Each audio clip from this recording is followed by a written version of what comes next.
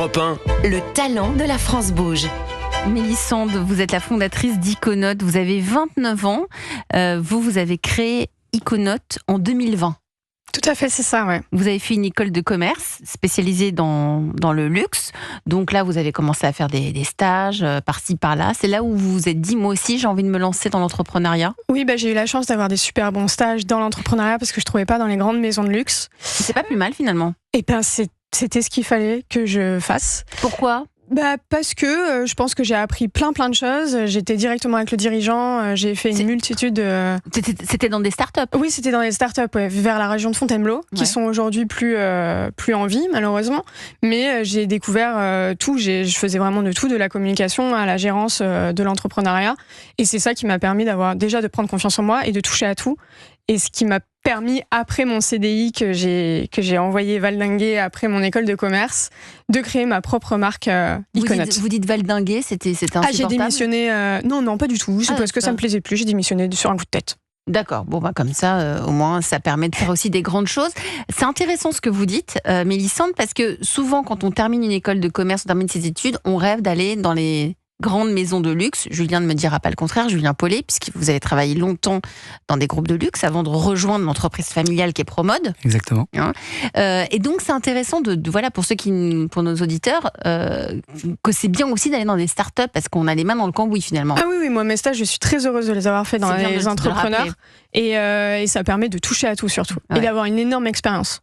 Donc, vous démissionnez en 2019 et là, vous avez cette envie de créer une marque de basket. Pourquoi ? Parce que c'était un projet de l'école que vous avez récupéré ? C'est ça, tout à fait. C'était un projet de l'école. Mes professeurs m'avaient dit qu'il fallait que je me lance. Mais à la fin des études, j'ai réussi à avoir un CDI. Donc c'est ce que tout le monde veut et souhaite.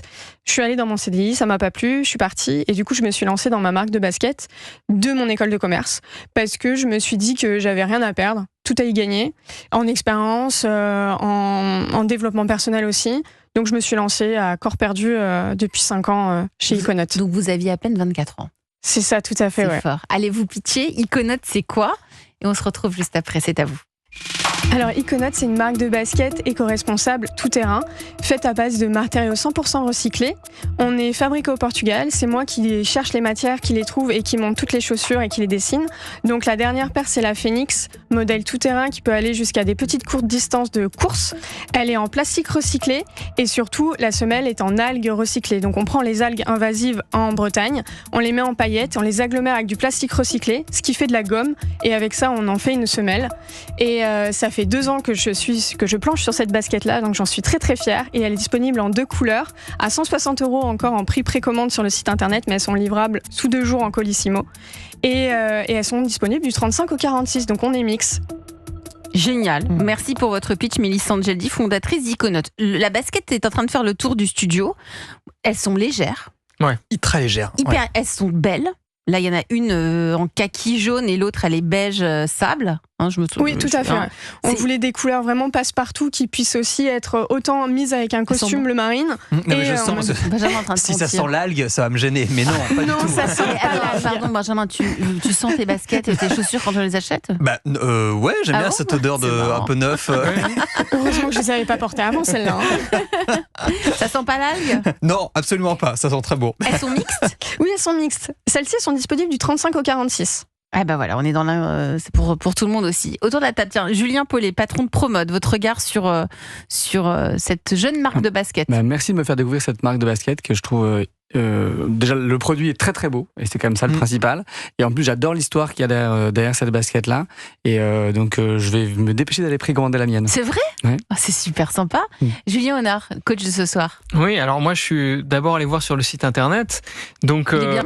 Oui, il est bien, très sympa, belle basket, belle histoire. On me vend de l'éco-responsabilité, de la performance, mais je me suis dit, so what, quoi, quelle différence avec beaucoup d'autres marques. C'est ce que vous disiez, il faut se différencier là, dans un secteur aussi chargé. Et alors après, je suis allé sur le LinkedIn de Mélissande. Et alors là, en fait, j'ai découvert plein d'autres choses. Quoi ? Semelle conçue par un podologue, Alors, ça. je pense qu'il faut pas le dans dire. le pitch, il faut le dire. Oui, il fallait faire court et intensif, donc oui. moi je vais mais faire. Alors, il y a le pitch, mais après, il y a le site. C'est ça. Alors, la marge mineure pour le prix le plus juste. Alors, moi, là, je voudrais un camembert, qu'on m'explique quelle est votre marge et quelle est la marge des autres pour que je me dise, ah bah oui, là, je vais faire une bonne affaire.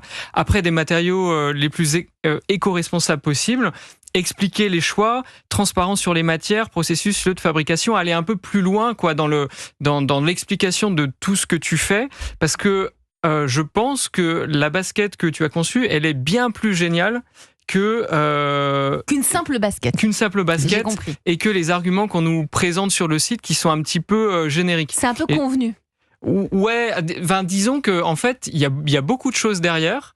Enfin, beaucoup de gens utilisent ces mots-là, on va dire, dans les marques. Et donc là, il faudrait aller plus loin dans l'explication parce que, en fait, tu es allé dans les faits beaucoup plus loin sur la R&D. En plus, avec une super histoire parce que c'est toi qui fais beaucoup de choses et ça, les gens adorent. Et donc, je pense que dans la valorisation du produit, tu peux aller beaucoup plus loin parce que elle est encore plus géniale que celle qu'on nous présente. Mais c'est formidable. Non, mais Julien, c'est bien, j'ai plein de choses à faire. Alors, mais ouais, non, mais c'est vrai, c'est important faut savoir se vendre, hein. Faut savoir raconter l'histoire. Benjamin ? J'ai une interrogation sur le nom. Donc c'est ICO, IKO, Note, N-O-T. Qu'est-ce que ça veut dire ? Alors, Iko, c'est la déesse phrygienne du feu et Note, c'est la déesse nordique de la glace. En fait, j'ai une attirance personnelle sur la mythologie, sur toutes les mythologies, et j'ai voulu amener ça sur mes chaussures. C'est pour ça que cette paire-là s'appelle Phoenix, parce qu'on est revenu de nos cendres, parce que l'année dernière, on a eu comme promode une descente un peu aux enfers personnelle avec Iconote, et là, on revient à la vie avec cette paire-là. Et toutes mes paires de chaussures, parce qu'on a aussi des paires de chaussures plus lifestyle, en matière 100% recyclée aussi, et elles ont toutes des prénoms de la mythologie. Donc si on a une attrait par rapport à ça, et même la boîte à chaussures, c'est des mythes à la légende pour la chaussure. Tout est réfléchi. Voilà. On a essayé de faire tout réfléchi et pareil, le packaging est en 100% recyclé. Donc ça aussi, c'est écrit sur le site internet. Et on a eu le prix du concours Lépine. Pourquoi ? 2024 pour l'innovation complète de la chaussure en matière 100% recyclée et la semelle créée avec un podologue pour que ce soit à la fois confortable et éco-responsable. C'est très abouti. Hein. Non mais exactement. C'est génial. Voilà. Et en plus, en gros, elle a tout fait elle-même. Enfin, vous êtes 3, c'est ça dans l'entreprise ? Ouais, c'est ça. On est 3. Ouais. Voilà, j'ai ma bras droit Eve depuis 1 an, presque aujourd'hui. Et sinon, il y a 1 an, j'étais toute seule depuis 4 ans. Mais comment vous avez fait pour fabriquer une basket ? On n'est pas en sachant fabriquer. Ah non, j'en savais rien du tout. Mais alors, vous avez pris une feuille blanche, vous vous êtes dit bon, je veux de la matière à base d'algues, je veux que ce soit fait en France, je veux que les lacets soient faits à côté de la maison. Comment vous faites ? Déjà, moi, je suis partie très naïve en me disant que j'allais tout trouver en France ou alors en Europe. Je me suis rendu compte que pas du tout. Ouais, c'est comme les lunettes, c'est ça. compliqué. Tout est parti en Asie, en fait. Donc surtout dans le sport et surtout si on veut de la performance. Parce que moi, je voulais au-delà du design et de dire que c'est éco-responsable, je voulais aussi de la perf. Et la semelle, par exemple, en carbone à l'intérieur des chaussures, c'est une catastrophe écologique, mais en termes de performance, c'est extraordinaire. Et pour concurrencer ça, il fallait que je trouve quelque chose d'autre. Et pour trouver, je me suis tournée vers la nature, qui nous aide à comprendre pas mal de choses. Et l'air de rien, les algues que nous avons nous-mêmes créées, il faut rappeler que c'est quand même de la pollution que les humains ont créée. Donc les algues invasives qui sont en Bretagne, qui sont sur nos côtes, on ne sait pas quoi en faire. Et il y a beaucoup de... Comment vous avez pensé aux algues en Bretagne ? Parce que ça me paraissait comme du caoutchouc. Mais ça vous est venu comment ? Je vais penser aux algues. Les algues ont déjà été servies pour faire des pneus. D'accord. Et ça, vous le saviez ? Oui, ça, je fais beaucoup de recherche et développement aussi pour les matériaux, les matériaux innovants surtout, comme le plastique recyclé qui est possible en mèche, donc on respire bien avec les chaussures. Il y a tout un aspect technique quand même derrière. Et les algues avec le caoutchouc pour les pneumatiques, je me suis dit, mais au final, ça fait de la gomme comme pour les semelles. Et j'ai travaillé ça avec des experts. Et j'en suis arrivée à là. Mais en janvier dernier, rien qu'en janvier dernier, on m'avait dit... il faut arrêter, il faut abandonner. Ah non, mais tu peux pas faire 100% écolo. Qu'est-ce qu'on fait là, les patrons ? Ah là, c'est la cata. On fait le contraire. On fait le contraire. Quand on dit c'est pas possible, on fait le contraire. Tout à fait. 3 salariés, vous avez investi votre propre argent au début. Carrément tout. Elle a 29 ans. Hein. Et quand elle a lancé, elle avait 24 ans. C'était 10 000 € d'économie. C'est ça, ouais. C'est génial. Levée de fonds l'an dernier. Ouais. Avec des business angels, la famille, des copains. Non, des vrais mentors qui ont créé eux-mêmes leur propre société. C'est super. Non, j'ai pas voulu embarquer ma famille, ils m'aident déjà assez psychologiquement. C'est lourd. d'être entrepreneur. Et donc dans l'IMED psychologiquement et en étant les étendards de ma marque, mais c'est tout, je voulais pas engager financièrement. Et en plus, elle les a trouvés via un post LinkedIn. Peut-être C'est ça, tu peux tout raconter. à fait, ouais. J'étais au bord du gouffre en fin 2023 parce que j'ai aussi pas eu un partenariat avec les Jeux Olympiques de Paris qui me trouvait trop petite et ça m'a mis un coup de massue sur la tête. Et c'est vrai qu'au bout de 4 ans d'entrepreneuriat, je ne savais plus comment faire pour y arriver. J'avais tout fait et j'ai fait un post LinkedIn suite à une amie qui m'a dit mais décris ta détresse, arrête d'être toute seule. Et j'ai dit que j'étais rentable, que j'avais encore une vision à long terme pour ma boîte, que j'avais de la recherche et R&D pour faire de la sportive et que j'avais l'ambition d'aller loin et je veux aller concurrencer Nike et c'est vraiment une envie qui me pousse à aller encore plus loin et mes BA sont arrivés grâce à ce poste-là et je les en remercie encore. C'est pas Quelle incroyable. histoire, c'est incroyable. Faut toujours oser dans la vie. C'est la Très bon mantra. Ouais, très bon mantra. Il faut toujours oser dans la vie.